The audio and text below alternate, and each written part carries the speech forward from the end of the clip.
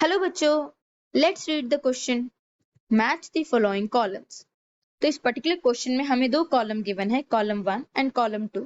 Column 1 के अंदर हमें कुछ शेप्स गिवन है, जैसे rod shaped, spherical, spiral shaped, comma shaped. और कॉलम 2 के अंदर भी कुछ नाम है, जैसे कॉकस, बेसिलियस, विब्रियो और स्पिरिलियम। तो क्वेश्चन पढ़ने के बाद जो की कंसेप्ट रहेगा, that will be the four categories of bacteria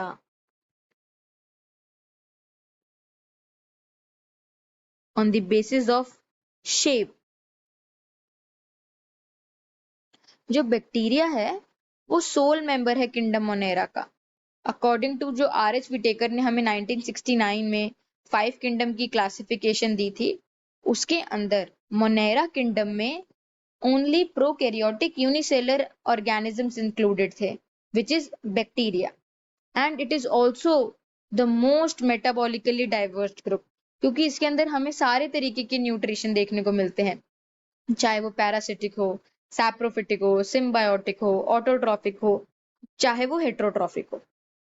तो हमने इस किंगडम मोनेरा को फर्दर 4 शेप्स में क्लासिफाई करा था। लेट अस स्टडी दोस 4 शेप्स।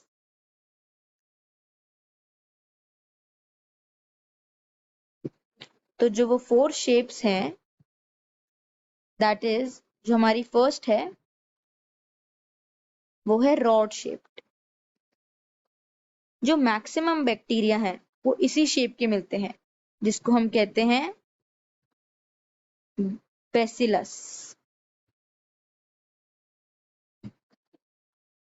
आप फर्दर चैप्टर्स में नाम भी पढ़ोगे उस बैक्टीरिया का, जैसे Bacillus thuringiensis. Second shape is spherical shape. Spherical shaped bacteria, जिसको हम कहते हैं कॉकस। ये ग्रुप में भी हो सकता है, जैसे इन अ ग्रुप ऑफ 2, और एक बंच में भी प्रेजेंट हो जाता है। अगर वो बंच में प्रेजेंट है तो we use the word staphylococcus, और अगर 2 के पेयर में है तो हम उसे बोल देते हैं डिप्लोकोकस। Third, comma shape.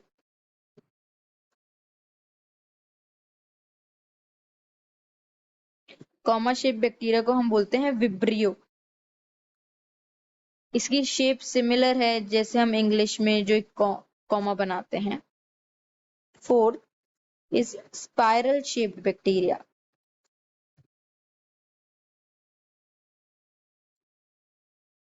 स्पिरिलियम।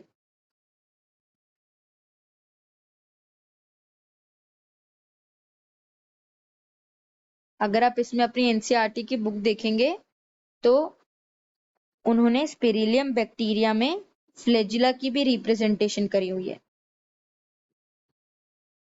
तो we can show it now. अब हम क्वेश्चन को अटेम्प्ट कर सकते हैं।